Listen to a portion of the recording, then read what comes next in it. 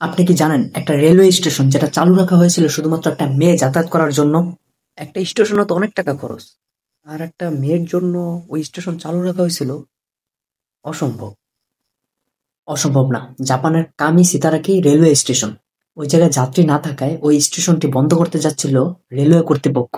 কিন্তু তখন তারা জানতে পারে ওই স্টেশনটি ব্যবহার করে একটি মেয়ে প্রতিদিন স্কুলে যায়। তখন জাপানের রেলওয়ে কর্তৃপক্ষ সিদ্ধান্ত নেয় যতদিন না পর্যন্ত এই মেয়ে স্কুল জীবন শেষ করছে ততদিন পর্যন্ত এই স্টেশনটি চালু রাখা হবে। আর শুধু তাই না, এই স্টেশনে ট্রেন আসার টাইমগুলোও সেট করে দেওয়া হয় ওই মেয়ের স্কুল শুরু এবং স্কুল শেষ হওয়ার সময় অনুযায়ী। 2016 সালের মার্চ মাসে ওই মেয়ে গ্র্যাজুয়েশন কমপ্লিট করে, আর তারপরেই এই রেলওয়ে স্টেশনটি একবারের জন্য বন্ধ করা হয়। তো moral of the story, Japan আমাদেরকে বুঝিয়ে দিল পড়ালেখা জীবনের জন্য কতটা গুরুত্বপূর্ণ। সো আপনার বাচ্চাকে পড়ালেখা করান, শিক্ষিত বানান। কিন্তু তুই তো পড়ালেখা করস না। सारी उम्र में जो कर जब बड़े और हाँ तेरे पीछे जिंदगी सरकस हो गई। Follow and subscribe.